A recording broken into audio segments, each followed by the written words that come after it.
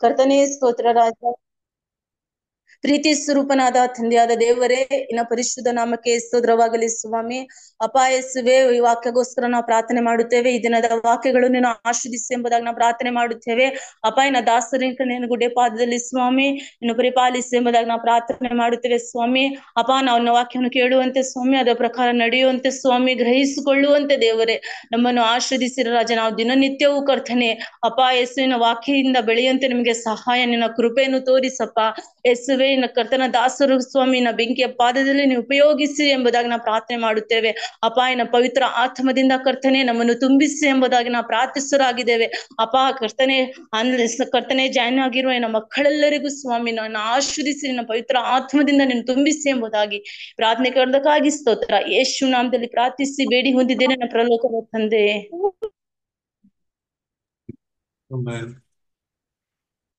Thank you Ashwini. Welcome ಅಣ್ಣ. ದೇವರ ನಾಮಕ್ಕೆ ಸ್ತೋತ್ರವಾಗಲಿ. ಜಾಯ್ನ್ ಆಗಿರುವಂತ ಎಲ್ಲ ದೇವರ ಮಕ್ಕಳಿಗೆ ಯೇಸು ಕ್ರಿಸ್ತನ ನಾಮದಲ್ಲಿ ವಂದಿಸ್ತೇನೆ. ಈ ದಿನ ಮತ್ತೊಂದು ಆವರ್ತಿ ಈ ರೀತಿಯಾಗಿ ನಾವೆಲ್ಲರೂ ಕೂಡಿ ಬರೋದಕ್ಕೆ ದೇವ್ರ ತಾನೇ ಒಂದೊಳ್ಳೆ ಅವಕಾಶವನ್ನ ಮಾಡಿಕೊಟ್ಟಿದ್ದಾರೆ. ಈ ಒಂದು ಸುವಾರ್ತ ಪತ್ರಿಕೆಗಳಲ್ಲಿ ನಾವು 2 ಪತ್ರಿಕೆಗಳನ್ನ ಮುಗಿಸಿದ್ವಿ. ಈ 10 ಪತ್ರಿಕೆಗಳಿದೆ ಅಂತ ನಾನು ಹೇಳಿದೆ. ತುಂಬಾ ಮುಖ್ಯವಾದದ್ದು, ಎಲ್ಲಾ ಕ್ರೈಸ್ತರು ಕೂಡ ತಿಳ್ಕೋಬೇಕಾಗಿರುವಂತದ್ದು. ಹಾಗಾಗಿನೇ ಇದ್ರ ಬಗ್ಗೆ ತುಂಬಾ ನಿಧಾನಕ್ಕೆ ನಾವು ಧ್ಯಾನ ಮಾಡ್ತಾ ಇದ್ದೀವಿ.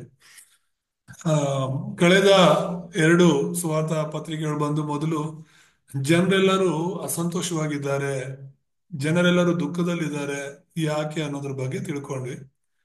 ಎರಡನೇದಾಗಿ, ಜನರು ದೇವ್ರನ್ನ ಭೇಟಿ ಆಗೋದಕ್ಕೆ ಪ್ರಯತ್ನ ಮಾಡ್ತಾ ಇದ್ರು ಕೂಡ ಆಗ್ತಾ ಇಲ್ಲ. ಯಾಕೆ ಜನರು ಯಾಕೆ ದೇವ್ರನ್ನ ಭೇಟಿ ಆಗಲು ಸಾಧ್ಯವಾಗ್ತಿಲ್ಲ ಅಂತ. ಅವ್ರು ಬೇರೆ ಬೇರೆ ಪ್ರಯತ್ನಗಳು ಮಾಡ್ತಾ ಇದ್ರು ಕೂಡ ಸತ್ಯ ದೇವರನ್ನ ಭೇಟಿ ಆಗೋದಕ್ಕೆ ಸಾಧ್ಯವಾಗ್ತಿಲ್ಲ ಅನ್ನೋದನ್ನ ನಾವು ತಿಳ್ಕೊಂಡ್ವಿ. ಇವತ್ತಿನಿಂದ ಮೂರನೇ ಭೇಟಿ ಅಂದ್ರೆ ಏನು, ಇದು ಹೊಸದಾಗಿ ಅನ್ಸ್ಬೋದು. ಭೇಟಿ ಅಂದ್ರೆ ನಾವ್ ಯಾರನ್ನಾದ್ರೂ ಪರಿಚಯ ಆದಾಗ ಅಥವಾ ಒಂದು ಪ್ರಾರ್ಥನೆಯ ಗುಂಪನ್ನ ನೀವು ನಡೆಸ್ತಿದ್ದೀರಾ ಅಂತ ಹೇಳಿದ್ರೆ, ಒಂದಾದ ನಂತರ ಒಂದು ನೀವು ಹಂತವಾಗಿ ಯಾವ್ದು ಮೊದಲು ಹೇಳಬೇಕು, ಯಾವ್ದು ಎರಡನೇದಾಗಿ, ಮೂರನೇದಾಗಿ ಯಾವ ವಿಷಯಗಳನ್ನ ಅವ್ರಿಗೆ ಅರ್ಥ ಆಗೋ ರೀತಿಯಲ್ಲಿ ಹೇಳಬೇಕು ಅನ್ನೋದಕ್ಕೆ ಈ ಒಂದು ಮೊದಲನೇ ಭೇಟಿ, ಎರಡನೇ ಭೇಟಿ ಅಂತ ಹೇಳಿ. ಈಗ ನಾವು ಭೇಟಿ ಆಗಿರೋದು ಕೂಡ ಇದನ್ನ ಭೇಟಿ ಅಂತ ಕರಿತೀವಿ. ಸೊ ಒಂದರ ನಂತರ ಆ ಒಂದು ಕ್ರಮವಾಗಿ ನಾವು ಈ ಒಂದು ಸುವಾರ್ತೆಯನ್ನ ಸತ್ಯವೇದದಿಂದ ಧ್ಯಾನ ಮಾಡ್ತಾ ಇದ್ದೀವಿ. ಸೊ ಇವತ್ತಿನ ಮೂರನೇ ಭೇಟಿಯ ಅಂಶ ಏನಂದ್ರೆ, ನೀನು ಹೇಗೆ ದೇವ್ರನ್ನ ಭೇಟಿ ಆಗ್ಬಹುದು ಅಂತ.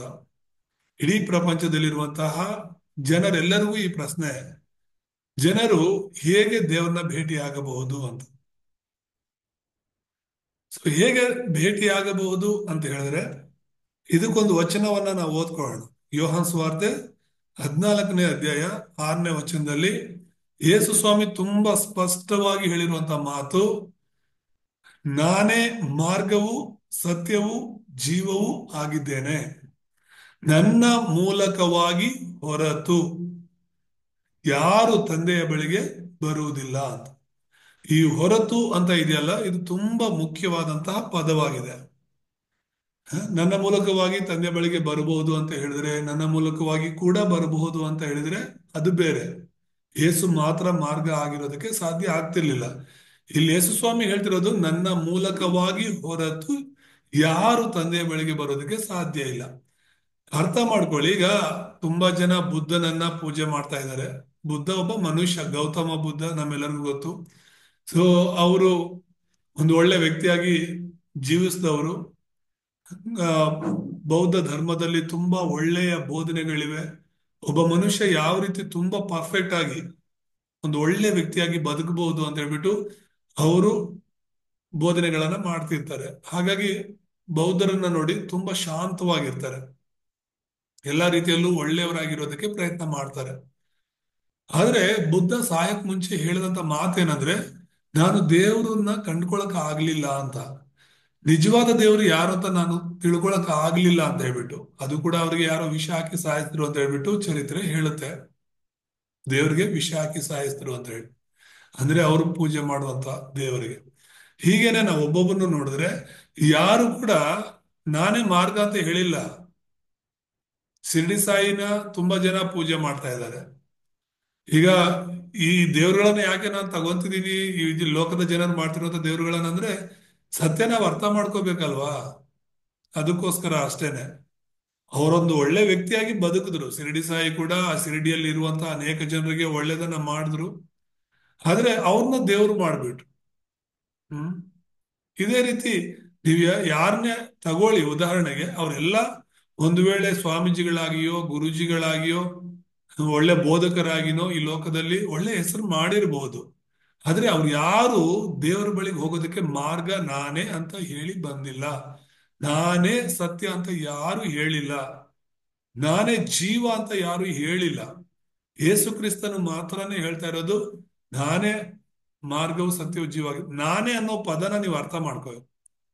ಹ್ಮ್ ನಾನೇ ಅಂದ್ರೆ ಮುಗಿತಲ್ವ ಅಲ್ಲಿಗೆ, ಬೇರೆ ಯಾರು ಇಲ್ಲ ಅಂತ ಹೇಳಿ. ಹಾಗಾಗಿನೇ ಹೇಳ್ತಿರೋದು ನನ್ನ ಮೂಲಕವಾಗಿ ಹೊರತು ಯಾರು ತಂದೆ ಬಳಿ ಬರೋದಕ್ಕೆ ಆಗೋದಿಲ್ಲ. ಅದು ಗೌತಮ ಬುದ್ಧನಾಗಿರ್ಲಿ, ಮೊಹಮ್ಮದ್ ಆಗಿರ್ಲಿ, ಇನ್ನೊಬ್ರಾಗಿರ್ಲಿ, ಮತ್ತೊಬ್ರಾಗಿರ್ಲಿ, ಅವ್ರು ಕೂಡ ತಂದೆ ಬಳಿಗೆ ಹೋಗ್ಬೇಕು ಅಂದ್ರೆ ಖಂಡಿತ ಯೇಸು ಕ್ರಿಸ್ತನನ್ನ ನಂಬಬೇಕು. ಯಾರು ಯೇಸು ನಂಬ್ತಾರೋ ಅವ್ರು ಮಾತ್ರನೇ ದೇವ್ರ ಮಕ್ಕಳಾಗೋದಕ್ಕೆ ಸಾಧ್ಯ. ಅದೊಂದೇ ಮಾರ್ಗ ಕೊಡಲ್ಪಟ್ಟಿರೋದು. ಬೇರೆ ಯಾವ ಧರ್ಮಗಳಲ್ಲಿ ಕೂಡ ರಕ್ಷಣೆಯ ಮಾರ್ಗ ಹೇಳಲ್ಪಟ್ಟಿಲ್ಲ. ರಕ್ಷಣೆಯ ಮಾರ್ಗ ಯಾವ ರೀತಿ ನಾವು ರಕ್ಷಣೆ ಹೊಂದಬಹುದು ಅನ್ನುವಂಥದ್ದನ್ನ ಅಷ್ಟೊಂದು ಸ್ಪಷ್ಟವಾಗಿ ಹೇಳಿಲ್ಲ. ಎಲ್ಲರೂ ಹೇಳ್ತಿರೋದು ಶಾರೀರಿಕವಾಗಿ ಯೋಚನೆ ಮಾಡ್ತಾ ಇದ್ದಾರೆ. ಆದ್ರೆ ಇಲ್ಲಿ ಯೇಸುವಿನ ಬಗ್ಗೆ ನಾವು ಆತ್ಮಿಕವಾಗಿ ನೋಡ್ತಾ ಇದ್ದೀವಿ. ಹಾಗಾದ್ರೆ ಇವತ್ತು ಎರಡು ಮುಖ್ಯವಾದ ವಿಷಯಗಳನ್ನ ಧ್ಯಾನಿಸೋಣ. ಈ ಮೂರನೇ ಭೇಟಿ, ನೀನು ಹೇಗೆ ದೇವರನ್ನ ಭೇಟಿ ಆಗ್ಬೋದು ಅನ್ನೋದ್ರ ಕೆಳಗೆ ಎರಡು ವಿಷಯಗಳನ್ನ ನಾವು ಧ್ಯಾನ ಮಾಡೋಣ. ಮೊದಲನೇದು ಬಂದು ದೇವರು ಆತ್ಮನು ಅಂತ ಹೇಳಿ. ದೇವರು ಆತ್ಮ ಸ್ವರೂಪನಾಗಿದ್ದಾನೆ. ನಾವ್ ಹೇಗೆ ದೇವ್ರನ್ನ ಭೇಟಿ ಆಗ್ಬೋದು ಯೋಚನೆ ಮಾಡಿ. ದೇವ್ರನ್ನ ನಾವ್ ಯಾರು ನೋಡೋದಕ್ಕೆ ಆಗೋದಿಲ್ಲ. ಯೇಸು ಸ್ವಾಮಿನ ನಂಬಿ ಇವತ್ತಿಗೆ ಎಷ್ಟೋ ವರ್ಷಗಳಾಗಿರ್ಬೋದು. ಒಬ್ಬರಾದ್ರೂ ನಾನು ಯೇಸು ನೋಡಿದ್ದೀನಿ ಅನ್ನೋರು ಇದ್ದೀರಾ? ಖಂಡಿತ ನೋಡಿರೋದಕ್ಕೆ ಸಾಧ್ಯ ಇಲ್ಲ. ಯಾಕಂದ್ರೆ ಯೇಸು ಆತ್ಮ ಸ್ವರೂಪನಾಗಿದ್ದಾನೆ. ದೇವರು ಆತ್ಮ ಸ್ವರೂಪನಾಗಿದ್ದಾನೆ. ಹಾಗಾಗಿ ದೇವರನ್ನ ಯಾರು ಎಂದೂ ಕಂಡಿಲ್ಲ. ಇಲ್ಲಿ ನಾವು ನೋಡ್ತೀವಿ, ಒಂದನೇ ಒಂದು ಸಬ್ ಪಾಯಿಂಟ್ ಅಲ್ಲಿ ನೋಡುವಾಗ ದೇವರು ಆತ್ಮನು, ಆತನನ್ನು ಶಾರೀರಿಕ ಕಣ್ಣುಗಳಿಂದ ನೋಡಲು ಸಾಧ್ಯವಿಲ್ಲ. ನಾವೆಲ್ಲ ಶಾರೀರಿಕವಾಗಿ ಜೀವಿಸ್ತಾ ಇರೋದ್ರಿಂದ, ದೇಹದಲ್ಲಿರೋದ್ರಿಂದ ದೇವರನ್ನ ನೋಡೋದಕ್ಕೆ ಸಾಧ್ಯ ಇಲ್ಲ. ಗಾಳಿ ನಮ್ಮ ಮಧ್ಯೆ ಇದೆ, ಗಾಳಿ ನಮ್ಮ ಒಳಗಿದೆ, ಗಾಳಿ ನಮ್ಮ ಸುತ್ತಲೂ ಇದೆ. ಅದನ್ನ ನೋಡೋದಕ್ಕೆ ಆಗೋದಿಲ್ಲ. ಆದ್ರೆ ಅದನ್ನ ನಾವು ಸ್ಪರ್ಶಿಸ್ತಾ ಇದ್ದೀವಿ. ಗಾಳಿ ಇದೆ ಅನ್ನೋ ಫೀಲಿಂಗ್ ನಮ್ಗಿದೆ. ದೇವರು ಹಾಗೇನೆ ನಮ್ಮಲ್ಲಿ ಇದ್ದಾನೆ, ನಮ್ ಜೊತೆ ಇದ್ದಾನೆ ಅನ್ನೋ ಫೀಲ್, ಆ ನಂಬಿಕೆ ನಮ್ಮಲ್ಲಿ ಇದೆ ವಿನಃ ದೇವರು ಹೇಗಿದ್ದಾರೆ ಅಂತ ಯಾರು ನೋಡಿಲ್ಲ. ಸೊ ಯೇಸು ಸ್ವಾಮಿ ಏನು ಶಾರೀರಿಕವಾಗಿ ಲೋಕಕ್ಕೆ ಬಂದ್ರು, ಅದು ಯೇಸು ಸ್ವಾಮಿಯ ರೂಪ ಅಲ್ಲ. ಒಬ್ಬ ಮನುಷ್ಯನ ರೂಪವಾಗಿ ಲೋಕಕ್ಕೆ ಬಂದ್ರು. ಕಾರಣ, ಆತನಿಗೆ ಆ ಒಂದು ಯಜ್ಞದ ಕುರಿಮರಿಯಾಗಿ ನಮಗೋಸ್ಕರ ರಕ್ತ ಸುರಿಸ್ಬೇಕು ಅಂದ್ರೆ ದೇಹ ಬೇಕಿತ್ತು, ರಕ್ತ ಬೇಕಿತ್ತು. ಹಾಗಾಗಿ ಯೇಸು ಮಾನವತಾರಿಯಾಗಿ ಬರುವಂತ ಅವಶ್ಯಕತೆ ಇತ್ತು. ಆತ್ಮನಾಗಿರುವಂತ ದೇವರು ನಾವ್ ಹೇಗೆ ಶರೀರಕ್ಕೆ ಬಟ್ಟೆಗಳನ್ನು ಹಾಕೊಳ್ತಿದೀವೋ ಹಾಗೆ ಯೇಸು ಸ್ವಾಮಿ ದೇಹವನ್ನ ತೊಡಗಿಕೊಂಡವರಾಗಿ ಈ ಲೋಕಕ್ಕೆ ಬಂದರು. ಎರಡನೇದಾಗಿ ನಾವು ನೋಡುವಾಗ, ಆದ್ದರಿಂದ ದೇವರು ಅಂದ್ರೆ ದೇವರು ಆತ್ಮಸ್ವರೂಪನಾಗಿರೋದ್ರಿಂದ ದೇವರು ಒಂದು ವಸ್ತು ಅಥವಾ ವ್ಯಕ್ತಿಯಿಂದ ಸೀಮಿತವಾಗಿಲ್ಲ. ಮನುಷ್ಯನ ಕೈಯಿಂದ ಸೀಮಿತವಾದ ಯಾವುದು ದೇವರಾಗಲು ಸಾಧ್ಯವಿಲ್ಲ. ಇದು ವಿಗ್ರಹವಾಗಿದೆ. ಅಂದ್ರೆ ಮನುಷ್ಯರು ರೂಪಿಸಿರುವಂತದ್ದು. ಅದು ಏನೇ ರೂಪಿಸಿರ್ಲಿ, ಯಾವುದರಿಂದ ಆದರೂ ರೂಪಿಸಿರ್ಲಿ, ಅದು ಮನುಷ್ಯರಿಂದ ರೂಪಿಸಲ್ಪಟ್ಟಿರೋದ್ರಿಂದ ಅದು ವಿಗ್ರಹವಾಗಿದೆ ಅಷ್ಟೇ. ಅದರೊಳಗೆ ದೇವರು ವಾಸಿಸೋದಕ್ಕೆ ಸಾಧ್ಯನೇ ಇಲ್ಲ. ಯಾವ ವಿಗ್ರಹಗಳಲ್ಲಿ ಕೂಡ, ಅದು ಬೆಳ್ಳಿದಾಗಿರ್ಲಿ ಬಂಗಾರದ್ದಾಗಿರ್ಲಿ, ಅದರಲ್ಲಿ ದೇವರು ವಾಸ ಮಾಡೋದಿಲ್ಲ. ನಿಜವಾದ ದೇವರು, ಸೃಷ್ಟಿಕರ್ತನಾದ ದೇವರು ಖಂಡಿತವಾಗಲೂ ಕೂಡ ಅವರನ್ನು ನಾವು ಒಂದು ಫ್ರೇಮ್ ಒಳಗಡೆ ಹಾಕಿ ಇಡೋದಕ್ಕೆ ಆಗೋದಿಲ್ಲ. ದೇವರು ಹೇಳ್ತಾರಲ್ಲ, ಯೆಶಾಯ 66:1, ಆಕಾಶ ನನ್ನ ಸಿಂಹಾಸನ, ಭೂಮಿ ನನ್ನ ಪಾದಪೀಠ, ನೀನು ನನಗೆ ಎಂತ ಮನೆಯನ್ನ ಕಟ್ತೀಯ ಅಂತ. ಸೊ ಹಾಗಿರುವಾಗ ದೇವರನ್ನ ಒಂದು ಕಲ್ಲಲ್ಲೋ ಒಂದು ಮಣ್ಣಿಂದ ಮಾಡಿರುವಂತ ಒಂದು ವಿಗ್ರಹದಲ್ಲೋ ಬಂಧಿಸಿಡೋದಕ್ಕೆ ಖಂಡಿತ ಸಾಧ್ಯ ಇಲ್ಲ. ಹಾಗಾದ್ರೆ ಆ ವಿಗ್ರಹಗಳಲ್ಲಿ ಯಾರಿದ್ದಾರೆ, ಯಾರು ಕಾರ್ಯ ಮಾಡ್ತಾರೆ ಅಂದ್ರೆ ಖಂಡಿತ ದೆವ್ವಗಳು ವಾಸ ಮಾಡುತ್ತೆ. ಎಲ್ಲ ತರದ ವಿಗ್ರಹಗಳಲ್ಲಿ ಕೂಡ ದೇವರಲ್ಲ, ದೆವ್ವಗಳು ವಾಸ ಮಾಡುತ್ತೆ. ಯಾಕೆ ಅಂತ ಹೇಳಿದ್ರೆ ಈ ವಿಗ್ರಹಗಳೇ ದೇವರುಗಳು ಅಂತ ನಂಬಿಸೋದಕ್ಕೆ ಸೈತಾನನು ಮತ್ತು ಅವನ ದೆವ್ವಗಳು, ಅವನ ದುರಾತ್ಮಗಳು ಆ ವಿಗ್ರಹಗಳ ಮೂಲಕ ಕಾರ್ಯ ಮಾಡುತ್ತೆ. 1 ಕೊರಿಂಥದಲ್ಲಿ 10:20 ವಚನವನ್ನು ನಾವು ನೋಡುವಾಗ, ಆದರೆ ಅನ್ಯ ಜನರು ತಾವು ಅರ್ಪಿಸುವ ಬಲಿಗಳನ್ನು ದೇವರಿಗಲ್ಲ ದೆವ್ವಗಳಿಗೆ ಅರ್ಪಿಸುತ್ತಾರೆ ಎಂದು ನನ್ನ ಅಭಿಪ್ರಾಯ ಅಂತ ಪೌಲನು ಹೇಳ್ತಾ ಇದ್ದಾನೆ. ನೀವು ದೆವ್ವಗಳೊಡನೆ ಭಾಗಿಗಳಾಗಿರಬೇಕೆಂಬುದು ನನ್ನ ಇಷ್ಟವಲ್ಲ. ದೆವ್ವಗಳೊಡನೆ ನೀವು ಸಂಬಂಧ ಹೊಂದಿರಬೇಕು ಅನ್ನೋದು ನನ್ನ ಇಷ್ಟ ಅಲ್ಲ. ನೀವು ವಿಗ್ರಹವನ್ನ ಪೂಜೆ ಮಾಡ್ತಿದ್ದೀರಾ ಅಂದ್ರೆ, ವಿಗ್ರಹದಲ್ಲಿ ನಂಬಿಕೆ ಇಡ್ತಿದ್ದೀರಾ ಅಂದ್ರೆ, ಅದು ಯಾವುದೇ ದೇವರ ಹೆಸರಲ್ಲಿ ವಿಗ್ರಹ ಇದ್ರೂ ಕೂಡ ಅದು ದೇವರಾಗೋದಕ್ಕೆ ಸಾಧ್ಯ ಇಲ್ಲ. ಅದರಲ್ಲಿ ದೇವರಿರೋದಕ್ಕೆ ಸಾಧ್ಯ ಇಲ್ಲ. ಎಲ್ಲರ ಸೃಷ್ಟಿಕರ್ತ ಒಬ್ಬನೇ. ಎಲ್ಲರ ಸೃಷ್ಟಿಕರ್ತ ಒಬ್ಬನೇ. ಈಗ ನಾವು ಹಿಂದೂಗಳಾಗಿ ಅನೇಕರು ಜಾತಿಗೊಂದು ಕುಟುಂಬಕ್ಕೊಂದು ದೇವರುಗಳನ್ನ ಮಾಡ್ಕೊಂಡು ಪೂಜೆ ಮಾಡ್ತಾ ಇದ್ದೀವಿ. ನಾವು ಸಾರ್ತಿರುವಂತ ಸುವಾರ್ತೆ ಯೇಸು ಮಾತ್ರನೇ ಲೋಕ ರಕ್ಷಕನು ಅಂತ. ಆದ್ರೆ ಈಗ ನಾವು ಕೂಡ ಹಿಂದೂಗಳಿಂದ ಬಂದು ಸತ್ಯವನ್ನ ತಿಳ್ಕೊಂಡು ರಕ್ಷಣೆ ಮಾರ್ಗದಲ್ಲಿ ಇದೀವಿ. ಯಾವತ್ತಾದ್ರೂ ನಾವು ಕೇಳಿದ್ವಾ ಇಡೀ ಪ್ರಪಂಚಕ್ಕೆ ಇಂಥ ಒಂದು ದೇವರೇ ನಿಜವಾದ ದೇವರು ಅಂತ? ಇಲ್ಲ. ಈಗ ಹಿಂದೂಗಳಿಗಂದ್ರೆ ಆ ಹಿಂದೂಗಳಲ್ಲೂ ಕೂಡ ಈ ಜಾತಿಯವರಿಗೆ ಒಂದು ದೇವರು, ಆ ಜಾತಿಯವ್ರಿಗೆ ಒಂದು ದೇವರು ಅಂತ ಹೇಳ್ಬಿಟ್ಟು ಅವರು ಸೀಮಿತವಾಗಿಬಿಟ್ಟಿದ್ದಾರೆ. ಆದ್ರೆ ಆ ದೇವರು ಎಲ್ಲರಿಗೂ ದೇವರು ಅನ್ನುವಂತ ನಂಬಿಕೆ ಅವರಲ್ಲಿ ಇಲ್ಲ. ಏನಕ್ಕೆ ಹೇಳ್ತಾ ಇದ್ದೀನಿ ಅಂದ್ರೆ, ದೇವರು ಒಬ್ಬನೇ ಅಂತ ನಂಬುವಂತಹ ನಾವು ಈಗ ಈಗ ಹಿಂದೂಗಳಲ್ಲಿ ಎಷ್ಟು ಮಟ್ಟಿಗೆ ಸೈತಾನ ಜನರನ್ನ ಮೋಸ ಮಾಡ್ತಿದ್ದಾನಂದ್ರೆ, ದೇವರು ಒಬ್ಬನೇ ಅಂತ ನಂಬ್ತಾರೆ, ಆದ್ರೆ ನಾಮ ಹಲವು ಅಂತಾರೆ. ನಾಮ ಮಾತ್ರ ಹಲವಲ್ಲ, ರೂಪಗಳು ಹಲವು, ಆಕಾರಗಳು ಹಲವು, ಲಿಂಗಗಳು ಹಲವು, ಹೆಂಗಸರು, ಗಂಡಸರು, ಮಕ್ಕಳು, ಈ ಕಡೆ ಪ್ರಾಣಿಗಳು ಎಲ್ಲ ಒಂದೇ ಹೇಗಾಗುತ್ತೆ? ದೇವರು ಒಬ್ಬನೇ ಅಂತ ಇರುವಾಗ ಹೆಸರುಗಳು ಬೇರೆ ಬೇರೆ ಇರ್ಲಿ ಪರವಾಗಿಲ್ಲ, ಆದ್ರೆ ರೂಪಗಳು ಹೇಗೆ ಬೇರೆ ಆಗುತ್ತೆ, ಆಕಾರ ಹೇಗೆ ಬೇರೆ ಆಗುತ್ತೆ, ಕ್ರಿಯೆಗಳು ಹೇಗೆ ಬೇರೆ ಆಗುತ್ತೆ? ಸೊ ಇದನ್ನ ನಾವು ಯೋಚನೆ ಮಾಡ್ಬೇಕಾಗಿದೆ. ಸೊ ಈ ಒಂದು ಯೋಚನೆ ಕೂಡ ಮಾಡದಷ್ಟು ಅನ್ಯ ಜನರನ್ನ ಸೈತಾನ ಮಂಕು ಮಾಡ್ತಾ ಇದ್ದಾನೆ. ಏನಾದ್ರೂ ನಾವು ಪ್ರಶ್ನೆ ಮಾಡಿದ್ರೆ, ಓ ನಮ್ ದೇವ್ರ ಬಗ್ಗೆ ಈ ತರ ಹೇಳಿದ್ರಿ, ನಮ್ ಜಾತಿ ಬಗ್ಗೆ ಈ ತರ ಹೇಳಿದ್ರಿ, ನಮ್ಮ ಧರ್ಮದ ಬಗ್ಗೆ ಈ ತರ ಹೇಳಿದ್ರಿ, ನಮ್ಮ ವಿಶ್ವಾಸದ ಬಗ್ಗೆ ಈ ತರ ಹೇಳಿದ್ರಿ ಅಂತ ಹೇಳ್ಬಿಟ್ಟು ಜಗಳಕ್ಕೆ ಬರ್ತಾರೆ ವಿನಃ ಸತ್ಯ ಯಾವುದು ಅಂತ ಹೇಳ್ಬಿಟ್ಟು ಅವರು ತಿಳ್ಕೊಳ್ಳೋದಕ್ಕೆ ಪ್ರಯತ್ನ ಮಾಡ್ತಿಲ್ಲ. ಸೊ ಇಲ್ಲಿ ನಾವೇನ್ ಹೇಳ್ತಾ ಇದೀವಿ ಅಂದ್ರೆ, ಖಂಡಿತವಾಗ್ಲೂ ಕೂಡ ಮನುಷ್ಯನ ಹೇಗೆ ದೇವ್ರನ್ನ ಮಾಡಕ್ಕಾಗತ್ತೆ? ಮನುಷ್ಯನು ಮಾಡಿರೋ ವಿಗ್ರಹದಲ್ಲಿ ಹೇಗೆ ದೇವರನ್ನ ನಾವು ಬಂಧಿಸಿಡೋದಕ್ಕಾಗತ್ತೆ? ಖಂಡಿತ ಆಗೋದಿಲ್ಲ. ಹಾಗಾಗಿ ಒಂದು ವೇಳೆ ನಿಮ್ಮಲ್ಲಿ ಯಾರಲ್ಲಾದ್ರೂ ಇನ್ನೂ ವಿಗ್ರಹಗಳಲ್ಲಿ ಅಲ್ಪ ಸ್ವಲ್ಪ ನಂಬಿಕೆ ಅಥವಾ ಮೂಢನಂಬಿಕೆ ಇದ್ರೂ ಕೂಡ ಇವತ್ತಿಂದ ಅದನ್ನ ಸಂಪೂರ್ಣವಾಗಿ ಬೇರು ಸಹಿತವಾಗಿ ತೆಗೆದುಬಿಡಿ. ಯಾವ ವಿಗ್ರಹಗಳಲ್ಲೂ ಕೂಡ, ಯಾವ ಫೋಟೋಗಳಲ್ಲೂ ಕೂಡ ದೇವರಿಲ್ಲ, ಅಲ್ಲಿ ದೆವ್ವಗಳು ಇರುತ್ತೆ, ದೆವ್ವಗಳ ವಾಸ ಕಾರ್ಯ ಮಾಡುತ್ತೆ. ಮತ್ತೆ ಮೂರನೇದಾಗಿ ನಾವು ನೋಡುವಾಗ ದೇವರು ಆತ್ಮನು, ಹಾಗಾಗಿ ಸರ್ವವ್ಯಾಪಿ ಆಗಿದ್ದಾನೆ. ಈಗ ಸರ್ವವ್ಯಾಪಿ, ಸರ್ವಜ್ಞಾನಿ ಮತ್ತು ಸರ್ವಶಕ್ತನು, ಈ ವಿಷಯಗಳನ್ನ ನೀವು ಅನೇಕ ಸಲ ಕೇಳಿರ್ಬೋದು. ಸೊ ಇಲ್ಲಿ ನಾವೇನು ನೋಡ್ತಾ ಇದ್ದೀವಿ ಅಂತ ಹೇಳಿದ್ರೆ, ಈ ಒಂದು ದೇವರು ಆತ್ಮನಾಗಿರೋದ್ರಿಂದ ಮಾತ್ರನೇ ಆತನು ಸರ್ವವ್ಯಾಪಿ ಆಗಿರೋದಕ್ಕೆ ಸಾಧ್ಯವಾಗುತ್ತೆ. ದೇವರು ಆತ್ಮನಾಗಿರೋದ್ರಿಂದಲೇ ಸರ್ವಜ್ಞಾನಿ ಆಗಿರೋದಕ್ಕಾಗುತ್ತೆ, ಎಲ್ಲವೂ ತಿಳಿದಿರೋದಕ್ಕೆ ಸಾಧ್ಯವಾಗುತ್ತೆ. ದೇವರು ಆತ್ಮನಾಗಿರೋದ್ರಿಂದಲೇ ಎಲ್ಲವನ್ನು ಮಾಡೋದಕ್ಕೆ ಶಕ್ತನಾಗಿದ್ದಾನೆ. ದೇವ್ರ ನಾಮಕ್ಕೆ ಸ್ತೋತ್ರವಾಗಲಿ. ಸೊ ಆದ್ದರಿಂದ 6ನೇದಾಗಿ ನಾವು ನೋಡ್ತೀವಿ, ಆತನು ಯೆಹೋವ. ಬೈಬಲ್ ಅಲ್ಲಿ ನಾವು ಯೆಹೋವ ಅನ್ನುವಂತ ಮಾತನ್ನ ನೋಡ್ತೇವೆ. ಆತನು ಯೆಹೋವನೆಂದು ಕರೆಯಲ್ಪಡ್ತಾನೆ. ಯೆಹೋವ ಅಂದ್ರೆ ಏನು? ಸೃಷ್ಟಿಕರ್ತ. ಆತನನ್ನ ಯಾರು ಸೃಷ್ಟಿ ಮಾಡೋದಕ್ಕೆ ಸಾಧ್ಯ ಇಲ್ಲ. ಸೃಷ್ಟಿ ಆಗದೇ ಇರುವವನು, ತಾನಾಗಿ ಇರುವವನು. ನಾವೆಲ್ಲ ನಾವಾಗ ನಾವಿಲ್ಲ. ನಮ್ಮನ್ನ ಬೇರೆಯವರು ಸೃಷ್ಟಿ ಮಾಡಿದ್ದಾರೆ. ಯಾರೋ ಒಬ್ರು ನಮ್ಮ ಸೃಷ್ಟಿ ಮಾಡಿರೋದ್ರಿಂದ ನಾವಿದ್ದೀವಿ. ಆದ್ರೆ ದೇವರನ್ನ ಯಾರು ಸೃಷ್ಟಿ ಮಾಡಿಲ್ಲ. ತಾನಾಗಿ ಇದ್ದಾನೆ ಮೊದಲಿಂದಲೂ ಕೂಡ. ಯೆಹೋವ ಅಂದ್ರೆ ತಾನಾಗಿ ಇರುವವನು. ದೇವ್ರ ನಾಮಕ್ಕೆ ಸ್ತೋತ್ರವಾಗಲಿ. ಸೊ ಅದನ್ನ ದೇವರು ಮೋಶೆಗೆ ಮೊದಲನೇ ಸಲ ಪರಿಚಯ ಮಾಡ್ಕೊಳ್ತಾನೆ ತನ್ನ ಹೆಸರನ್ನ.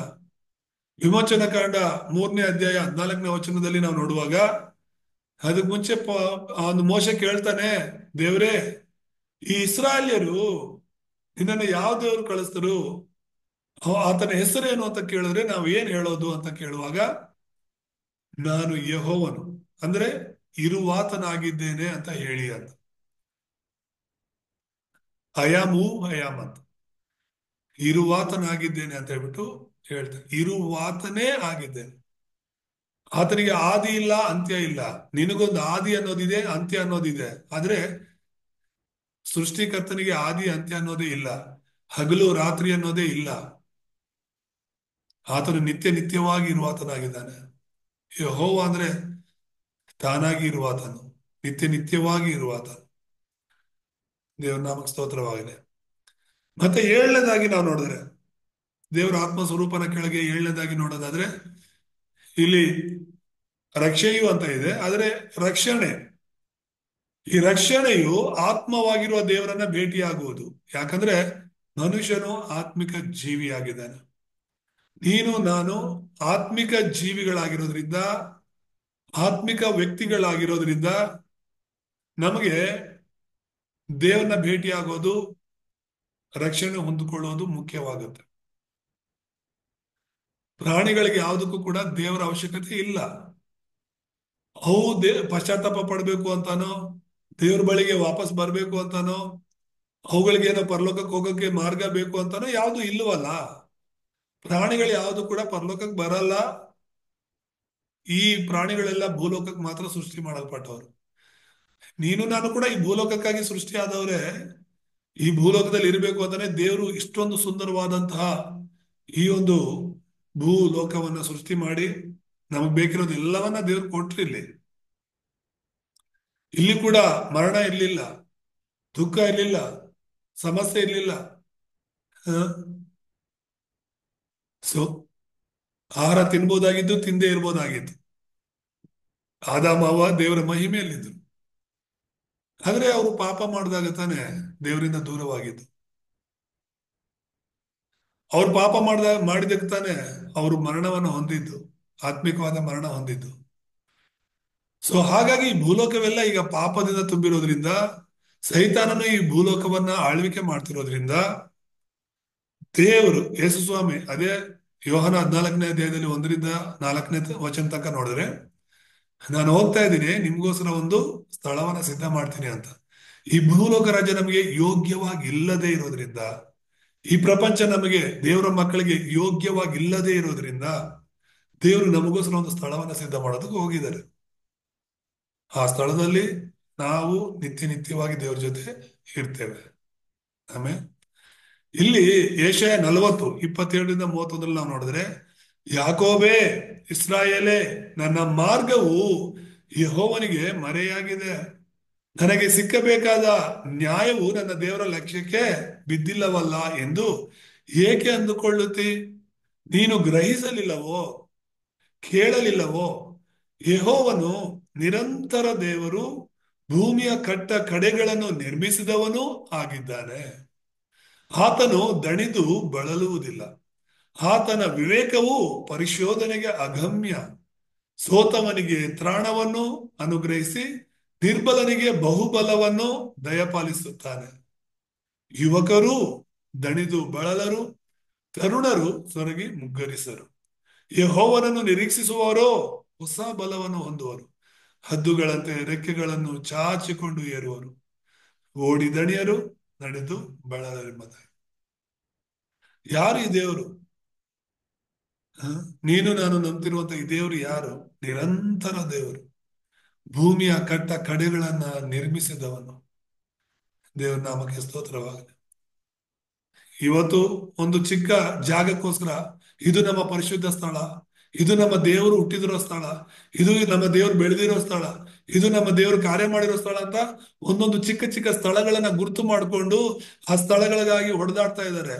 ಆ ಸ್ಥಳಗಳಿಗಾಗಿ ಆ ಒಂದು ಪರಿಶುದ್ಧ ಸ್ಥಳ ಇದು ಅಂತ ಹೇಳಿ ಆ ಒಂದು ಪರಿಶುದ್ಧ ಸ್ಥಳಕ್ಕೋಸ್ಕರನೋ ಅಥವಾ ಅವರು ದೇವರುಗಳು ಅವ್ರ ಗುರುಜಿ ಸ್ವಾಮೀಜಿಗಳು ಹುಟ್ಟಿದ್ರು ಅಂತಾನೋ ಆ ಒಂದು ಸ್ಥಳಕ್ಕೋಸ್ಕರ ಆ ಒಂದು ಚಿಕ್ಕ ಭೂಮಿಗೋಸ್ಕರ ಹೊಡೆದಾಡ್ಕೊಳ್ತಾ ಇದ್ದಾರೆ. ಇಲ್ಲಿ ದೇವ್ರು ಹೇಳ್ತಿರೋದು ಭೂಮಿಯ ಕಟ್ಟ ಕಡೆಗಳನ್ನ ನಾನು ನಿರ್ಮಿಸಿದ್ದೇನೆ ಎಂಬುದಾಗಿ. ದೇವ್ರ ನಾಮಕ್ಕೆ ಸ್ತೋತ್ರವಾಗಲಿ. ಆ ದೇವ್ರನ್ನ ನಾವು ಭೇಟಿ ಆಗ್ಬೇಕು ಅಂದ್ರೆ ನಾವು ರಕ್ಷಣೆ ಹೊಂದಬೇಕಾಗಿರೋದು ತುಂಬಾ ಅವಶ್ಯಕ. ಸೊ ದೇವ್ರ ಆತ್ಮ ಸ್ವರೂಪನಾಗಿದ್ದಾನೆ ಅನ್ನೋ ವಿಷಯವನ್ನು ನಾವು ತಿಳ್ಕೊಂಡ್ವಿ. ಎರಡನೇ ವಿಷಯ ಏನಂದ್ರೆ, ಆದಾಗ್ಯೂ ಮನುಷ್ಯನು ಶಾರೀರಿಕ ದೇಹವನ್ನು ಹೊಂದಿರುವುದರಿಂದ ಅಂತ. ಅಂದ್ರೆ ನೀನು ನಾನು ಶಾರೀರಿಕವಾದ ಈ ಒಂದು ದೇಹದಲ್ಲಿ ಇರೋದ್ರಿಂದ, ಶರೀರ ಅಂದ್ರೇನು? ಕಣ್ಣಿಗೆ ಕಾಣುವಂಥದ್ದು. ಕಣ್ಣಿಗೆ ಕಾಣುವಂಥದ್ದು, ಆತ್ಮ ಕಣ್ಣಿಗೆ ಕಾಣದೇ ಇರುವಂಥದ್ದು. ಸೊ ನೀನು ನಾನು ಈ ಶಾರೀರಿಕವಾದ ದೇಹದಲ್ಲಿ ಇರೋದ್ರಿಂದ ಅಥವಾ ನಾವು ದೇಹದಲ್ಲಿ ವಾಸ ಮಾಡ್ತಿರೋದ್ರಿಂದ, ಈಗ ನಾವೊಂದು ಮನೆಗಳಲ್ಲಿ ನಾವೆಲ್ಲರೂ ನಮ್ಮ ನಮ್ಮ ಮನೆಗಳಲ್ಲಿ ಇದ್ದೀವಿ. ಆ ಮನೆಗಳಲ್ಲಿ ನಾವು ಹೇಗೆ ವಾಸ ಮಾಡ್ತಾ ಇದ್ದೀವೋ ನಮ್ಮ ಆತ್ಮ ಕೂಡ ನಮ್ಮ ಈ ದೇಹವೆಂಬ ಮನೆಯಲ್ಲಿ ವಾಸ ಮಾಡ್ತಾ ಇದೆ. ಈ ಮನೆಗಳು ನಮ್ಗೆ ಹೇಗೆ ಶಾರೀರಿಕವಾಗಿ ನಾವು ಕಟ್ಕೊಂಡಿರುವಂತಹ ಮನೆಗಳು ಹೇಗೆ ನಮಗೆ ಶಾಶ್ವತ ಅಲ್ಲವೋ ಹಾಗೇನೆ ಈ ದೇಹ ಕೂಡ ನಮಗೆ ಶಾಶ್ವತ ಅಲ್ಲ. ಇರುವಷ್ಟು ದಿನ ಮಾತ್ರನೇ ಈ ಮನೆ ಎಂಬ ದೇಹದಲ್ಲಿ ನಾವಿರ್ತೀವಿ. ಹಾಗಿರೋದ್ರಿಂದ ಇಲ್ಲಿ ನಾವೊಂದು 4 ವಿಷಯಗಳನ್ನ ಧ್ಯಾನ ಮಾಡೋದಾದ್ರೆ, ಮೊದಲನೇದು, ಮನುಷ್ಯನು ದೇವರನ್ನು ನೋಡಲು ಸಾಧ್ಯವಿಲ್ಲ. ಯಾಕೆ ಅಂದ್ರೆ ಮನುಷ್ಯನು ದೇಹದಲ್ಲಿರೋದ್ರಿಂದ, ನೀನು ನಾನು ಶಾರೀರಿಕವಾಗಿ ದೇಹದಲ್ಲಿ ವಾಸ ಮಾಡ್ತಿರೋದ್ರಿಂದಲೇ ದೇವರನ್ನ ಭೇಟಿ ಆಗೋದಕ್ಕೆ ಸಾಧ್ಯ ಇಲ್ಲ. ಯಾರಾದ್ರೂ ನಾನು ಯೇಸುವನ್ನ ನೋಡಿದೆ ಅಂದ್ರೆ ನನಗೆ ಗೊತ್ತಿಲ್ಲ ಅವ್ರು ಯಾರು ನೋಡಿದಾರ ಅಂತ, ದೇವ್ರನ್ನ ನೋಡಿದಾರ ಅಥವಾ ಬೇರೆ ಯಾರು ನೋಡಿದಾರ ಅಂತ ನನಗೆ ಗೊತ್ತಿಲ್ಲ. ಆದ್ರೆ ತುಂಬಾ ಜನ ಹೇಳ್ತಾರೆ ನಾನು ದೇವ್ರನ್ನ ನೋಡಿದ್ದೀನಿ ಅಂತ. ಹೇಗೆ ಆತ್ಮವನ್ನ, ಹೇಗೆ ಗಾಳಿನ ನೋಡಿದೆ ಅಂತ ಯಾರಾದ್ರೂ ಹೇಳಿದ್ರೆ ನೀನ್ ನಂಬೋದಾದ್ರೆ ದೇವ್ರು ನೋಡಿದೀನಿ ಅಂದ್ರೂ ಕೂಡ ನಂಬು. ಬೈಬಲ್ ಹೇಳುತ್ತೆ ದೇವ್ರನ್ನ ಯಾರು ಎಂದೂ ಕಂಡಿಲ್ಲ ಅಂತ. ಮತ್ತೆ ಆತ್ಮನಾಗಿರೋದ್ರಿಂದ ದೇವ್ರನ್ನ ನೋಡೋದಕ್ಕೆ ಆಗೋದಿಲ್ಲ. ನಾವು ದೇಹದಲ್ಲಿ ಇರುವಷ್ಟು ದಿನಗಳು ದೇವ್ರನ್ನ ನೋಡೋದಕ್ಕೆ ಸಾಧ್ಯ ಇಲ್ಲ. ಎರಡನೇದಾಗಿ, ಮನುಷ್ಯನ ಆತ್ಮವು ದೇಹಕ್ಕೆ ಸೀಮಿತವಾಗಿದೆ ಅಂತ. ಎಲ್ಲಿಯವರೆಗೂ ನಾವು ಈ ಒಂದು ಪ್ರಾಣದಿಂದ ಇರ್ತೀವೋ, ಜೀವದಿಂದ ಇರ್ತೀವೋ, ಅಲ್ಲಿಯವರೆಗೂ ನಮ್ಮ ಆತ್ಮ ನಮ್ಮ ದೇಹಕ್ಕೆ ಸೀಮಿತವಾಗಿರುತ್ತೆ, ನಮ್ಮ ದೇಹದೊಳಗಡೆನೆ ಇರುತ್ತೆ. ದೇವರ ಆ ರೀತಿ ಒಂದು ಅಲ್ಲೆಯನ್ನು, ದೇವರ ಆ ರೀತಿ ಒಂದು ಫ್ರೇಮ್ ಅನ್ನ, ಚೌಕಟ್ಟನ್ನ ದೇವರು ಮಾಡಿದ್ದಾರೆ. ಈ ದೇಹ ಎಂಬ ಚೌಕಟ್ಟಲ್ಲಿ ನಮ್ಮ ಆತ್ಮಗಳನ್ನ ದೇವರು ಇಟ್ಟಿದ್ದಾರೆ. ಸೊ ಆತ್ಮ ದೇಹದಿಂದ ಬರೋದಿಲ್ಲ, ಹೊರಗಡೆ ಬರೋದಿಲ್ಲ. ಅದು ಬಂದ ದಿವಸ ನಾವು ಸತ್ತಿದೀವಿ ಅಂತ ಅರ್ಥ. ಮೂರನೇದಾಗ ಅದೇ ವಿಷಯ ಹೇಳುತ್ತೆ, ಆತ್ಮ ದೇಹದಿಂದ ಬೇರ್ಪಡುವುದೇ ಮರಣ ಅಂತ ಹೇಳಿ. ದೇವ್ರ ನಾಮಕ್ಕೆ ಸ್ತೋತ್ರ. 3 ಮರಣಗಳ ಬಗ್ಗೆ ಅನೇಕ ಸಲ ನಾನು ಹೇಳಿದ್ದೀನಿ. ಮರಣ ಅಥವಾ ಸಾವು ಅಂದ್ರೆ ಬೇರ್ಪಡೋದು ಅಂತ ಅರ್ಥ. ದೇವ್ರು ಹೇಳಿದ್ರು ಆದಮ ಅವರಿಗೆ, ನೀನು ಈ ಮರದ ಹಣ್ಣನ್ನ ತಿನ್ನಬಾರದು, ಒಳ್ಳೆದರ ಕೆಟ್ಟದರ ಅರಿವನ್ನು ಉಂಟು ಮಾಡುವಂತ ಈ ಮರದ ಹಣ್ಣನ್ನ ತಿನ್ನಬಾರದು, ತಿಂದ ದಿನ ಸಾಯ್ತೀಯ ಅಂತ ಹೇಳ್ಬಿಟ್ಟು ದೇವ್ರು ಹೇಳಿದ್ರು. ತಿಂದ ದಿನ ಸತ್ತೇ ಹೋಗ್ತೀಯ ಅಂತ ಹೇಳಿದ್ರು. ಆದ್ರೆ ಸೈತಾನ ಹೇಳಿದ್ದು, ಇಲ್ಲ ನೀನ್ ಸಾಯೋದಿಲ್ಲ. ನಿನ್ನೆ ಕೂಡ ಹೇಳ್ತಾ ಇದ್ದೆ, ಬೆಳಿಗ್ಗೆ ಕೂಡ ಹೇಳ್ತಾ ಇದ್ದೇವೆ ದೇವರ ವಾಕ್ಯನ. ದೇವರು ಆತ್ಮಿಕವಾಗಿ ಯೋಚನೆ ಮಾಡಿದ್ರೆ, ಆತ್ಮಿಕವಾಗಿ ಮಾತನಾಡಿದ್ರೆ, ಸೈತಾನನು ಯಾವಾಗ್ಲೂ ಶಾರೀರಿಕವಾಗಿ ಯೋಚನೆ ಮಾಡ್ತಾನೆ, ಶಾರೀರಿಕವಾಗಿ ಮಾತಾಡ್ತಾನೆ. ದೇವರು ಆತ್ಮಿಕವಾಗಿ ಸಾಹಿತ್ಯ ಅಂತ ಹೇಳಿದ್ರೆ ಸೈತಾನ ಇಲ್ಲ ನೀನು ಸಾಯೋದಿಲ್ಲ, ಅದು ಶಾರೀರಿಕವಾಗಿ ನೀನು ಸಾಯೋದಿಲ್ಲ ಅಂತ. ಸೊ ಇಲ್ಲಿ ಆದಾಮ ದೇವರನ್ನು ಅರ್ಥ ಮಾಡ್ಕೊಳ್ಳೋದ್ರಲ್ಲಿ ಫೇಲ್ ಆದ. ಸೊ ಇಲ್ಲೇನಾಯ್ತು, ದೇವ್ರ ಮಾತುಗಳಿಗಿಂತ ಸೈತಾನನ ಮಾತು ಆದಾಮ ಅವ್ರಿಗೆ ಇಷ್ಟ ಆಯ್ತು. ಅದೇ ನಂಬೋ ತರ ಇತ್ತು ಅವ್ರಿಗೆ. ಹಾಗಾಗಿ ಅದನ್ನ ತಿಂತಾರೆ, ಸಾಯ್ತಾರೆ. ಕೆಲವ್ರು ಕೇಳ್ತಾರೆ ನಮ್ಗೆ ಬೈಬಲ್ ಕಾಲೇಜಲ್ಲಿ ಟೀಚ್ ಮಾಡುವಾಗ, ದೇವ್ರು ಹೇಳ್ತಾರಲ್ಲ ಈ ಮರದ ಹಣ್ಣನ್ನ ತಿಂದ ದಿನ ಸತ್ತೇ ಹೋಗ್ತೀಯ ಅಂತ, ಆದ್ರೂ ಆದಮ ಅವ್ವ ಯಾಕೆ ಸಾಯ್ಲಿಲ್ಲಪ್ಪ ಅಷ್ಟೇ? ಸೈತಾನ ಹೇಳಿದೆ ನಿಜ ಅಲ್ವಾ, ನೀನ್ ತಿಂದ್ರು ಹೇಗೂ ಸಾಯೋದಿಲ್ಲ ಅಂತ ಹೇಳಿದ್ರು, ಅದಕ್ಕೆ ಅವ್ರು ಸತ್ತಿಲ್ಲ. ಇಲ್ಲಿ ದೇವ್ರು ಸುಳ್ಳು ಹೇಳಿದಾನ ಸೈತಾನ ಸುಳ್ಳು ಹೇಳಿದಾನ ಅಂತ ಕೇಳ್ತಾರೆ. ಇಲ್ಲಿ ದೇವರು ನಾನಾಗ್ಲೇ ಹೇಳಿದಾಗೆ ಆತ್ಮಿಕವಾಗಿ ಮಾತಾಡ್ತಿರೋದನ್ನ ನೋಡ್ತೇವೆ. ಆತ್ಮ ಸಾಯುತ್ತೆ ಅಂತ ದೇವ್ರು ಹೇಳಿದ್ದು. ಸಾವು ಅಂದ್ರೆ ಏನು, ಆತ್ಮ ಸಾಯೋದು ಅಂದ್ರೆ ಏನು ಅಂದ್ರೆ ದೇವರಿಂದ ಬೇರ್ಪಡೋದು.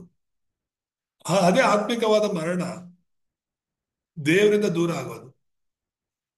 ಶಾರೀರಿಕವಾದ ಮರಣ ಅಂದ್ರೆ ನಮ್ಮ ಆತ್ಮ ದೇಹದಿಂದ ದೂರವಾಗೋದು, ದೇಹದಿಂದ ಬೇರ್ಪಡೋದು. ಯಾವಾಗ ನಮ್ಮ ಆತ್ಮ ನಮ್ಮ ದೇಹನ ಬಿಟ್ಟು ಹೋಗುತ್ತೋ ಅವತ್ತು ನಾವು ಸತ್ತೋಗಿದ್ದೀವಿ ಅಂತ ಅರ್ಥ. ಇನ್ನು ಮೂರನೇದಾಗ ಆತ್ಮಿಕ ಮರಣ ಅಂದ್ರೆ ಅದು ಪರಲೋಕದಿಂದ ನಾವು ನಿತ್ಯವಾಗಿ ನರಕಕ್ಕೆ ಹಾಕಲ್ಪಡೋದು. ಸೊ ಪರಲೋಕದಿಂದ ಬೇರ್ಪಡೋದು ಅದು ನಿತ್ಯ ಮರಣ ಅಂತ ನಾವು ನೋಡ್ತೀವಿ. ಹಾಗಾಗಿ ಇವತ್ತು ಶಾರೀರಿಕವಾದ ಮರಣದ ಬಗ್ಗೆ ನಾವು ಹೆಚ್ಚು ಯೋಚನೆ ಮಾಡ್ತಾ ಇರ್ತೀವಿ, ಚಿಂತೆ ಮಾಡ್ತೀವಿ. ಆದ್ರೆ ಅದಕ್ಕಿಂತ ಮುಖ್ಯವಾದದ್ದು ಆತ್ಮಿಕ ಮರಣ. ಮನುಷ್ಯರೆಲ್ಲರೂ ದೇವರಿಂದ ದೂರ ಆಗಿದ್ದಾರೆ. ಅದನ್ನ ನಾವು ಯೋಚನೆ ಮಾಡ್ಬೇಕು, ಅದನ್ನ ನಾವು ಸೀರಿಯಸ್ ಆಗಿ ತಗೋಬೇಕು. ಕೊನೆಯದಾಗಿ ನಾಲ್ಕನೇದಾಗಿ ಏನ್ ಹೇಳುತ್ತೆ ಅಂದ್ರೆ, ಆತ್ಮವು ದೇಹದಲ್ಲಿದ್ದಾಗ ಮಾತ್ರ ರಕ್ಷಣೆ ಹೊಂದಲು ಅವಕಾಶ ಇರುತ್ತೆ. ಪ್ರತಿಯೊಬ್ಬರು ಕೂಡ ಯಾರೇ ಆಗಲಿ, ಅವರಲ್ಲಿ ಎಲ್ಲಿಯವರೆಗೂ ಆತ್ಮ ಇರುತ್ತೋ ಅಲ್ಲಿವರೆಗೂ ಮಾತ್ರನೇ ಅವರು ರಕ್ಷಣೆ ಹೊಂದ್ಕೊಳ್ಳೋದಕ್ಕೆ ಅವಕಾಶ ಇರುತ್ತೆ. ಯಾಕೆ ಇದನ್ನ ಹೇಳ್ತಾ ಇದ್ದೀನಿ ಅಂದ್ರೆ, ಈಗ ರೋಮನ್ ಕ್ಯಾಥಲಿಕ್ ಸಭೆಯವರು ಇದ್ದಾರೆ. ಆ ರೋಮನ್ ಕ್ಯಾಥಲಿಕ್ ಸಭೆಯವರು ಇದನ್ನ ನಂಬಲ್ಲ. ಅವರಲ್ಲಿರುವಂತ ಒಂದು ತಪ್ಪಾದ ಬೋಧನೆ ಅಥವಾ ತಪ್ಪಾದ ಸಿದ್ಧಾಂತ ಏನು ಅಂದ್ರೆ, ಯಾರಾದ್ರೂ ಅವರ ಮನೆಯವರು ಯೇಸುವನ್ನ ನಂಬದೆ ಅಥವಾ ದೀಕ್ಷಾಸ್ನಾನ ತಗೊಳ್ಳದೆ ಸತ್ರೆ ಅವ್ರಿಗೋಸ್ಕರ ಅವ್ರು ಏನ್ ಮಾಡ್ತಿರ್ತಾರೆ, ಪ್ರಾರ್ಥನೆ ಮಾಡ್ತಿರ್ತಾರೆ. ಸಮಾಧಿ ಪೂಜೆ ಅಂತ ಮಾಡ್ತಾರೆ ಅವರು. ವರ್ಷವೂ ಕೂಡ ಅವರ ಅವರ ಅವರ ಅವರ ಕುಟುಂಬದವರು, ಸ್ನೇಹಿತರು ಯಾರಾದ್ರೂ ದೇವ್ರನ್ನ ನಂಬದೆ ಸತ್ತಿದ್ರೆ ಆ ಸಮಾಧಿಗಳ ಹತ್ರ ಹೋಗಿ ಕ್ಯಾಂಡಲ್ ಹಚ್ಚಿ ಅಲ್ಲಿ ಅವರು ಪ್ರಾರ್ಥನೆ ಮಾಡ್ತಾರೆ. ಏನಂತ ಪ್ರಾರ್ಥನೆ ಮಾಡ್ತಾರೆ ಗೊತ್ತಾ? ನಾವು ರೋಮನ್ ಕ್ಯಾಥಲಿಕ್ ಅವ್ರ ಬಗ್ಗೆ ಓದಿದಾಗ ಬೈಬಲ್ ಕಾಲೇಜಲ್ಲಿ ಈ ಪರ್ಗೆಟರಿ ಅಂತ ಹೇಳಿ ಇರುತ್ತೆ. ಪರ್ಗೆಟರಿ ಅಂತ ಹೇಳಿ ಒಂದು ಸ್ಥಳ. ಆ ಪರ್ಗೆಟರಿ ಅಂತ ಹೇಳಿದ್ರೆ ಒಂದು ವಿಶೇಷವಾದ ಸ್ಥಳ ಅಥವಾ ವಿಶ್ರಾಂತಿ ಸ್ಥಳ ಅಂತ ಕರೀತಾರೆ. ಯಾರು ವಿಶ್ರಾಂತಿ ಪಡೆಯುವಂತ ಸ್ಥಳ ಅಂದ್ರೆ, ಯೇಸುವನ್ನ ನಂಬದೆ ಸತ್ತಿರುವಂತವರ ವಿಶ್ರಾಂತಿ ಸ್ಥಳಕ್ಕೆ ಪರ್ಗೆಟರಿ ಅಂತ ಒಂದು ಹೆಸರಿಟ್ಟಿದ್ದಾರೆ, ವಿಶ್ರಾಂತಿ ಸ್ಥಳ. ಈಗ ಯಾವ್ದಾದ್ರು ಬಸ್ ಸ್ಟ್ಯಾಂಡ್ ಅಲ್ಲೋ, ರೈಲ್ವೆ ಸ್ಟೇಷನ್ ಅಲ್ಲೋ ಅಥವಾ ಏರ್ಪೋರ್ಟ್ ಗಳಲ್ಲೋ ಈ ವಿಶ್ರಾಂತಿ ಕೊಠಡಿಗಳು ಅಂತ ಇರುತ್ತೆ. AC ಹಾಕಿ ಅದರಲ್ಲಿ ಇಟ್ಟಿರ್ತಾರೆ.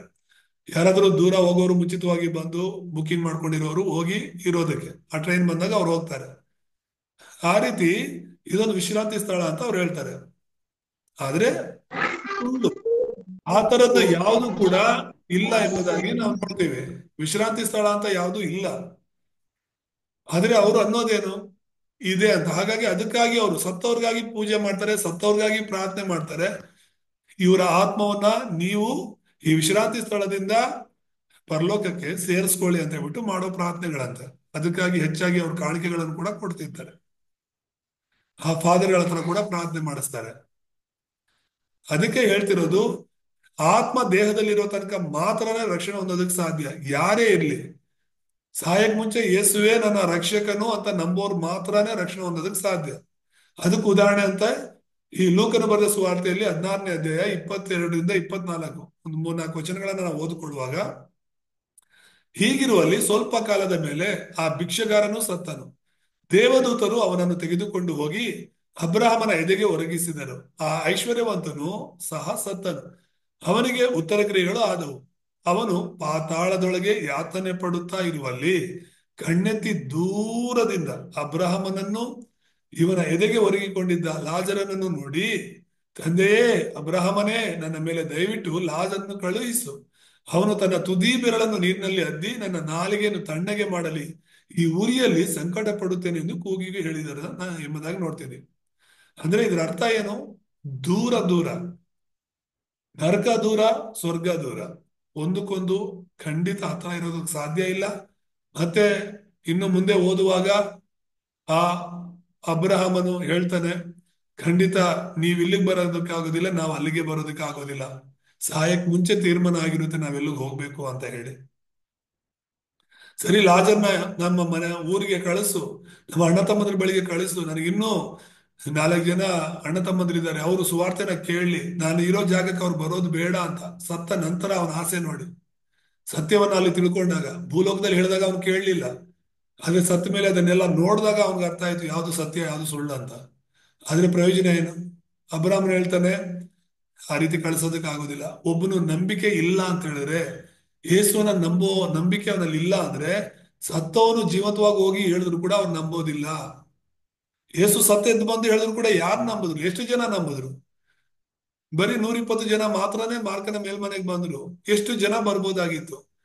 ಅಲ್ಲೇ ಸರಿಸುಮಾರು 500 ಜನಕ್ಕೂ ಹೆಚ್ಚು ಜನರು ಯೇಸು ಪರಲೋಕಕ್ಕೆ ಹೋಗಿದ್ದನ್ನ ನೋಡಿದ್ರು ಅಂತ ಪೌಲನ್ ಹೇಳ್ತಾನೆ. ಆದ್ರೆ 500 ಜನ ಕೂಡ ಬಂದಿಲ್ವಲ್ಲ ಮಾರ್ಕನ ಮೇಲ್ಮನೆಗೆ, ಬರೀ 120 ಜನ ಬಂದ್ರು. ಏನೋ ಅದ್ಭುತ ನಡೆದು ಬಿಟ್ರೆ ನಾವು ದೇವ್ರು ನಂಬ್ಕೊಂಡ್ಬಿಡ್ತೀವಿ ಅಂತ ಹೇಳ್ತಾರಲ್ಲ, ಅದು ಸುಳ್ಳು. ಸತ್ಯ ತಿಳ್ಕೊಳ್ಳೋರು ಮಾತ್ರ ದೇವ್ರು ನಂಬಕ್ಕಾಗುತ್ತೆ, ಸತ್ಯ ತಿಳ್ಕೊಳ್ಳೋರು ಮಾತ್ರ ಯೇಸುಗಾಗಿ ಜೀವಿಸೋದಕ್ಕಾಗುತ್ತೆ. ದೇವ್ರ ನಾಮಕ್ಕೆ ಸ್ತೋತ್ರವಾಗಲಿ.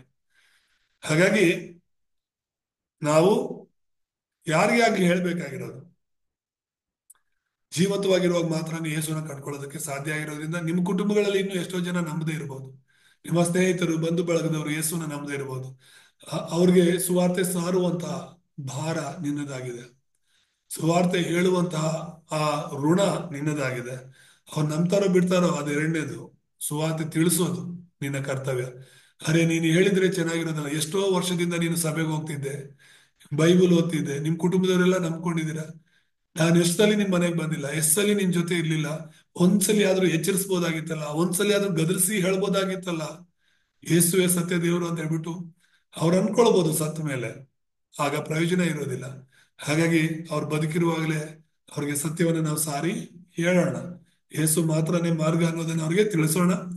ಮೂರನೇದಾಗಿ, ದೇವರನ್ನು ಭೇಟಿಯಾಗಲು ಮಾರ್ಗದ ಬಗ್ಗೆ ಬರೋ ವಾರ ನಾವು ನೋಡೋಣ. ದೇವ್ರ ನಾಮಕ್ಕೆ ಸ್ತೋತ್ರವಾಗಲಿ. ಯಾರು ಮಿಸ್ ಮಾಡದೆ ಮುಂದಿನ ವಾರ ಎಲ್ಲರೂ ಕೂಡಿ ಬನ್ನಿ. ಸತತವಾಗಿ ನಾವು ಈ ಒಂದು ಸತ್ಯ ಸುವಾರ್ತೆಯನ್ನು ಧ್ಯಾನಿಸೋಣ, ಪ್ರಾರ್ಥನೆ ಮಾಡ್ಕೊಳ್ಳೋಣ. ನಮ್ಮನ್ನು ಬಹಳವಾಗಿ ಪ್ರೀತಿಸುವಂತ ನಮ್ಮ ತಂದೆಯಾದ ದೇವರೇ, ನಿಮ್ಮ ಪರಿಶುದ್ಧ ನಾಮಕ್ಕೆ ಸ್ತೋತ್ರವಾಗಲಿ. ಈ ಒಂದು ಸಾಯಂಕಾಲದ ವೇಳೆಯಲ್ಲಿ ನಿಮ್ಮ ಪಾದಲ್ಲಿ ನಾವು ಬರ್ತಾ ಇದ್ದೇವೆ ಸ್ವಾಮಿ. ನಿಮ್ಮ ಸತ್ಯವನ್ನ ತಿಳ್ಕೊಂಡು ನಿಮಗೋಸ್ಕರ ನಾವು ಜೀವಿಸಲು ಸಹಾಯ ಮಾಡಿ. ದೇವರು ಆತ್ಮಸ್ವರೂಪನಾಗಿದ್ದಾನೆ ಅನ್ನೋ ಸತ್ಯನ ತಿಳ್ಕೊಂಡಿದ್ದೀವಿ, ಇನ್ನು ಆಳವಾಗಿ ಪ್ರತಿದಿನ ನಾವು ಇದನ್ನ ಧ್ಯಾನಿಸುವಂತೆ ಸಹಾಯ ಮಾಡಿ. ಹಾಗೇನೆ ನಾವು ದೇಹದಲ್ಲಿ ಇರೋದ್ರಿಂದ ದೇವ್ರನ್ನ ನೋಡಕ್ ಆಗೋದಿಲ್ಲ ಅಪ್ಪ. ಸಾಯಕ್ ಮುಂಚಿತವಾಗಿ ಯಾರೇ ಇರ್ಲಿ ನಿಮ್ಮನ್ನ ನಂಬಿ ರಕ್ಷಣೆ ಹೊಂದ್ಕೋಬೇಕು. ನಾನೇ ಮಾರ್ಗ ಸತ್ಯ ಜೀವ, ನನ್ನ ಮೂಲಕವಾಗಿ ಹೊರತು ಯಾರು ತಂದೆ ಬಳಿಗೆ ಬರಕ್ ಆಗೋದಿಲ್ಲ ಅಂತ ನೀವು ಹೇಳಿದಿರ. ಆ ಸತ್ಯವನ್ನ ಗ್ರಹಿಸುವಂತ ಕೃಪೆ ನಮಗ್ ಕೊಟ್ಟಿದ್ದೀರಾ. ನೀವೇ ಸತ್ಯ ಜೀವ ಮಾರ್ಗ ಅಂತ ತಿಳ್ಕೊಳ್ಳುವಂತ ಕೃಪೆ ನಮಗ್ ಕೊಟ್ಟಿರೋದಕ್ಕಾಗಿ ಸ್ತೋತ್ರ ಮಾಡ್ತಾರೆ. ಇಲ್ಲಿ ಜಾಯ್ನ್ ಇರುವಂತ ಎಲ್ಲ ನಿನ್ನ ಮಕ್ಕಳನ್ನ ಇನ್ನೂ ಅಧಿಕವಾಗಿ ಆಶೀರ್ವದಿಸಿ ಬಲಪಡಿಸಿ. ಮುಂದಿನ ವಾರ ಮತ್ತೆ ನಾವು ಕೂಡಿ ಬರೋ ತನಕ ನಿನ್ನ ಕೃಪೆ ನಮ್ಮ ಜೊತೆ ಇರಲಿ. ಯೇಸು ನಾನು ಪ್ರಾರ್ಥಿಸ್ತೇವೆ ತಂದೆ, ಆಮೇಲೆ.